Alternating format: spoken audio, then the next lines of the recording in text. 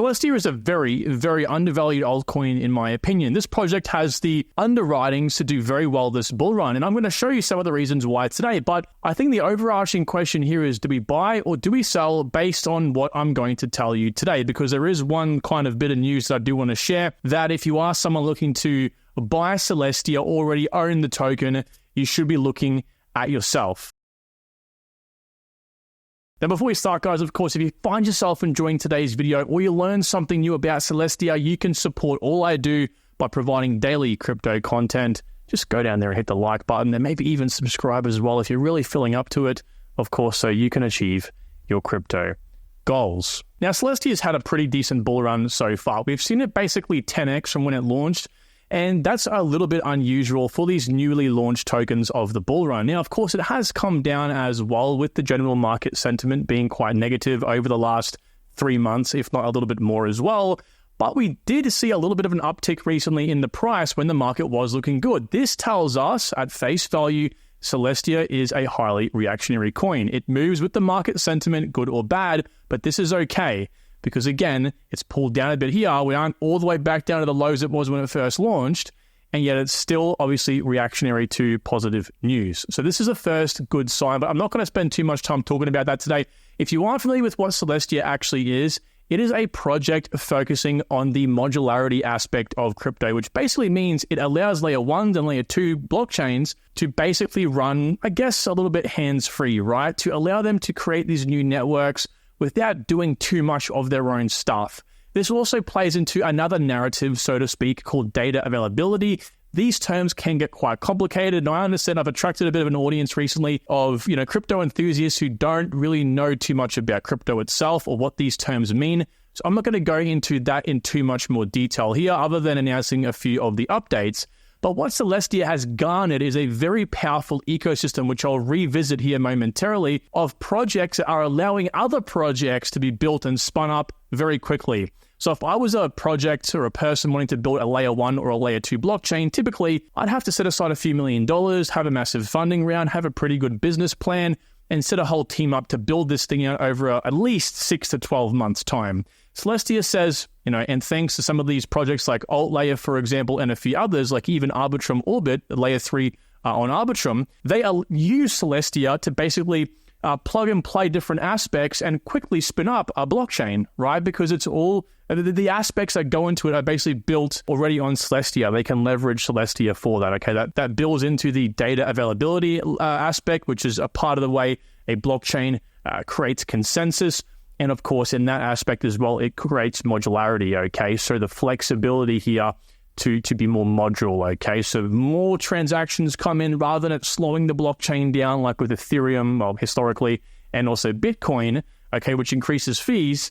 It's all modular now, and it's allowing it to scale, right? These blockchains to scale, all thanks to the way that Celestia has incorporated itself within these projects. And of course, because of these different areas Celestia is in, coincidentally enough, or maybe not, these are the most important narratives of this bull run. This is my subjective ranking list for the bull run, ranking the best narratives. This helps you identify, hey, the project I'm looking to buy for this bull run actually will likely do some decent multiples because of the area of crypto it's in. I had a recent conversation with one of the guys in the private community, which you, by the way, can have access to the sheet down below in the private community. But basically, we had a conversation about like what projects should he get rid of. And you always want to look for projects that are in the very popular narratives so far, the ones that have reacted really well to the bull run. Again, Celestia, modularity, it is a layer 1. It also supports layer 2s. Again, the creation of layer 2s, and in that same respects, supports the projects like AltLayer creating the layer 2s as well. Data availability, also helps create layer 3s as well, like with Arbitrum Orbit. This actually is, Arbitrum's layer 2, but Orbit allows layer 3s to be created. So all of this comes back to Celestia. And if you just scroll through the ecosystem list, it's quite large already. And the project really isn't that old, okay?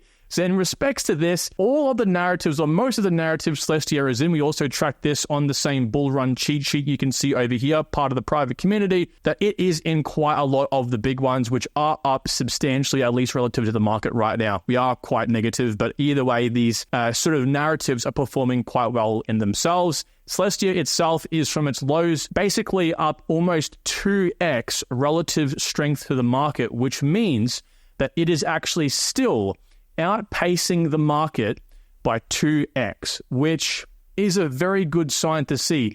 The biggest and best performing projects of the bull run so far, NIA Protocol, I think undeniably is one of those, is only about 60% more than Celestia. So this is a very good sign for all of us looking to get into Celestia. The fundamentals, the narratives, it's all a big green tick. Now, in addition to that, we have to look at future catalysts for the project as well to identify, hey, is there going to be a certain announcement or a roadmap update or anything that's going to give a reason for people to buy? Again, this is a catalyst, okay? This is what people are attracted to. AOS is a prime example. Website refresh was a catalyst, and it literally 40x'd the project in a few months just from that update. So in this respect, we can see here Mustafa, the co-creator and co-founder of Celestia, said that he's excited for three things. The most important one I want to touch on here today is adding ZK accounts to the base layer, so to Celestia itself, which will allow rollups to have a trust minimized bridge to Celestia directly without having the bloat of a full smart contract environment. Now, what this means is you can now, or soon, create Celestia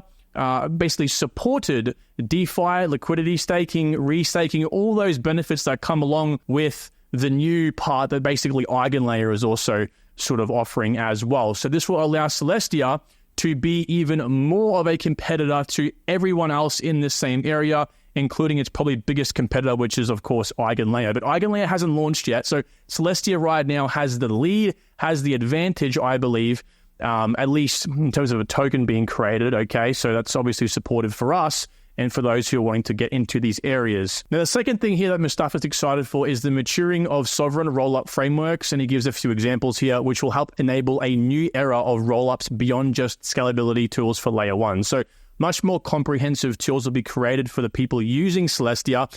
And that's actually one other thing I wanted to mention here as well. And this plays into a very important part that I don't see anyone else talking about here on YouTube, but it is undeniably one of the most important aspects you need to understand as a crypto investor. You don't have to have a big tech knowledge to understand this. Let me explain in about a minute here. Now, there's 4 types of, let's just call them online defensibilities, right? When you hear people saying, oh, this technology has a protective moat around it, what that means is that the project itself or the company or whatever, you can't have people copying it, okay? Or it's hard for people to come in and sort of utilize it in their own way, okay? So it's kind of like the polar opposite to like a white label or white glove service where you now enable people to kind of take your product and use it as their own. It's the complete opposite, right? This is why Hedera HBAR had their hash graph patented for a long time. That patent itself was a defensibility moat. No one could come in and take it, and once they got big enough, once they scaled, okay, then they enabled it to be nice and public and open source, okay? People don't understand. It's not even Charles Hoskinson seemed to understand this when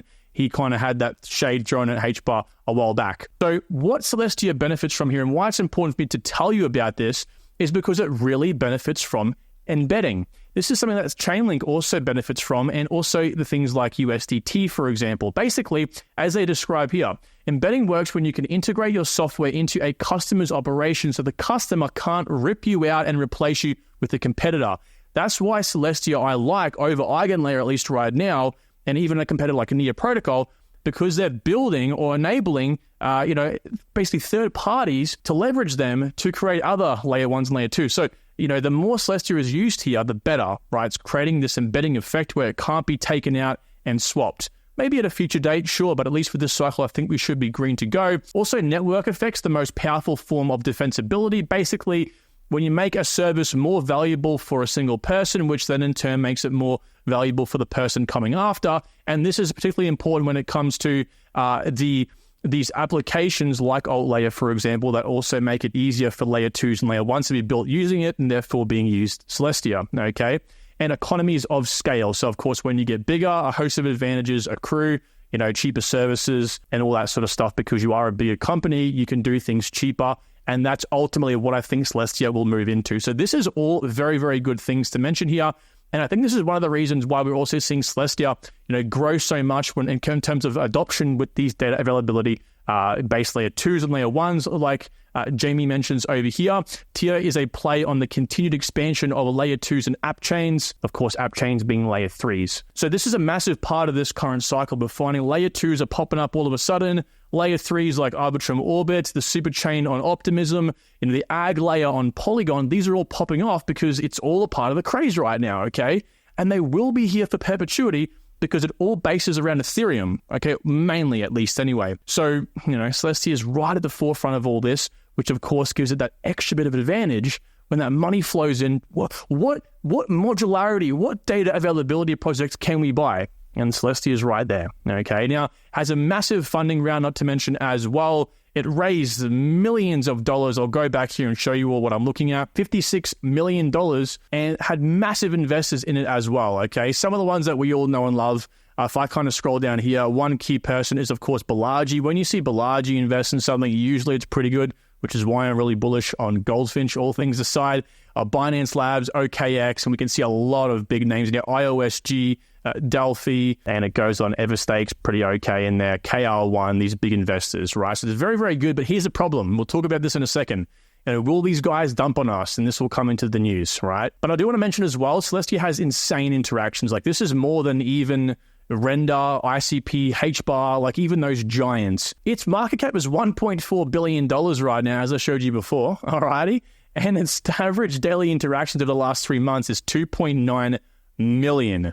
6 months, average per day is 5 million. This trumps ICP, Render, and all that by 2x at least. It's insane. The fact that its followers aren't bloated as well tells me they haven't botted them. A lot of these projects bot these, and the interactions are still very good. Again, having that many interactions, it's good, but it's also notable that a lot of these interactions are coming from people outside of the actual organization itself. It's coming from this guy over here on YouTube and a couple other people on Twitter. So this is some amazing stuff. You want to have these people on this list. Why? Because it was all going through the organization. You don't have that constant organic marketing. When you have these influencers talking about projects 24/7 or your project, that is free marketing, okay? 24/7. That's what you want as a project, which is why I'm very bullish. In saying that though, it's now time to talk about the possible news, the scare. And I'll be very quick here because I've touched on this a lot. If you don't understand it, I might leave some links down below talking about some of these aspects. It's all regarding tokenomics, all right? Now, again, this is news because if you don't know about this, you need to.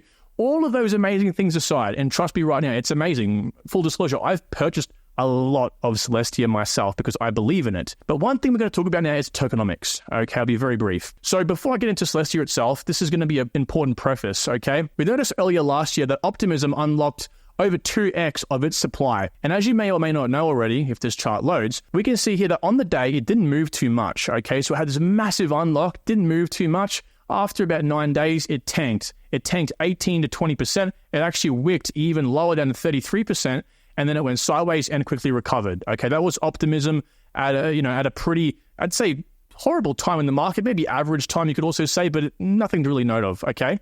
We also had Arbitrum recently in the same situation. A few months ago, or a month ago, basically, it unlocked 1.1 billion tokens worth over $2 billion, notably to the team, advisors, and investors. Now, it had a very sort of similar turn of events where it basically went 90% unlock here, moved sideways for a while, tanked, and then I believe it would have recovered here if not the recent sentiment would have been sort of more bullish, okay? But of course, massively bearish sentiment right now. I believe that's why it pushed down. I believe it would have corrected though. Now, what's important to notice as well is Pith recently unlocked $1.25 billion worth of their token, okay? And a little bit differently, what happened was there was a massive sell-off, likely again due to a little bit to market fear, and then a massive dump on the day before. Then on the actual day of the unlocked itself, it actually pumped. It went up quite significantly, actually. From the wick to the close, it went up about 31%, so a massive unlock, and then it was about to recover before, again, the market sentiment pulled us back down again. The reason I preface Pith in this case with this massive unlock, Optimism, way back here with this massive unlock, and of course, Arbitrum for the more recent one over here, is because, one, they all had massive unlocks. Two, they had different types of unlocks. So the first two I showed you, Optimism and Arbitrum, their unlocks were heavily favored towards what I call third parties, team, investors, advisors, community, whatever. All people designed or able to sell their tokens whenever, and they're usually designed to, make a profit, so they will sell at some point, right? And then I showed you Pith, which was a bit differently. Okay, on the day it actually pumped, and it kind of recovered very well instantly. Okay, and there was a sell-off before it actually happened. That was because the majority of the unlocks were actually going towards things that weren't going to sell. The ecosystem, your publishers, all these different areas of the Pith ecosystem that weren't going to sell their tokens. They weren't incentivized to, and they were usually locked away, okay? Now, actually, Celestia kind of mimics more so the likes of Optimism and Arbitrum in the sense that there's massive unlock coming up here in October, November of this year, actually completely favors third parties. Core contributors, early backers, and the second part of early backers here, right, two types, they're all getting their tokens. So three different forms of funding rounds will have access to their tokens, which is bad because if you have a look at how much these are up right now, I mean, Binance Labs and a few others in the very early seed round are up 773x, not percent, x. 77,000%. Private round is up 80x, and then we have private 2 up 7x. So even these guys here, when the price moves up, they're going to sell. I'll tell you, a 10x from here, these guys are looking at something, I'm not going to even think of that, like 10,000x. These guys will be up like 100x or 1,000x, whatever. Like they're going to be a 10x what they are now. Incredible stuff, right? And that's kind of daunting to think about. So this is the one thing I will mention to you about Celestia, is this massive unlock actually will have a negative effect on the price. But here's what I think will play out exactly. We're on support right now. It wouldn't surprise me if we bounce, given the market actually turns around. And then I think we're going to see something like this happen, okay? Now, keep in mind, I called exactly what was going to happen to Pith, because again, it's to who is unlocking, who is getting the tokens, okay? So I think we'll come up. We'll probably have some massive meteoric rise because Celestia is, again, a highly favored coin. And then there might be some sort of pullback on the token in anticipation for the event itself. The unlock date might actually cause a slight crash in the token because there's no reason why the price would ever go up. Then it might move sideways for a bit. And then we might have these VCs take a large profit. A 30% drop, in my opinion, would likely happen just from the VCs themselves. If there's a negative market sentiment, might pull it down even further. Again, capitulation might also occur. But then I believe we'll have a fast rocket to the upside because these VCs will likely buy back in again, or there'll be restored confidence because of the bull market and so on. So this is what I believe will likely happen. Again, I'm not an oracle, but based on all the research I've done and all these unlocked, which is actually part of the reason why I love crypto, is because you can kind of guess these things, then this is what I'm going to bet on. Alrighty. So yes, I guess it's not going to kill the coin. These unlocks aren't going to be the worst thing for Celestia. It ain't going to be a good thing though. Okay. So you need to know how to take advantage of this. And I would say if you are staking Celestia like myself, to be fully out of the token at least a month and a half before. It takes about 21 days to unlock your staked Celestia tokens. Just to be ready, you might want to take some profit, and then when this happens, buy back in. I could be wrong though. The market could be pumping astronomically at that time, and these VCs might not sell immediately, but they will be up a lot. They will be up a 10,000x, 1,000x, and 100x respectively, at least. That is insane numbers. If they even invested, $10,000, $20,000, $30,000, which would have been a lot more at that time, they are making multiple millions. It's insane. So you got to be out because that price is going to come down fast. Again, I think it will recover though. Guys, thank you for watching this video. Let me know down below what you think about Celestia. I hold the tokens, but I'm not going to BS you. I'm not going to tell you, hey, buy the coin, go ahead. Like, this token unlock's going to be fine. No. Let's just cut the BS. Let's actually figure out the hard truth, which is what we do over here for you. So make sure you're subscribed. All right, guys, take good care. Talk to you soon. Bye-bye.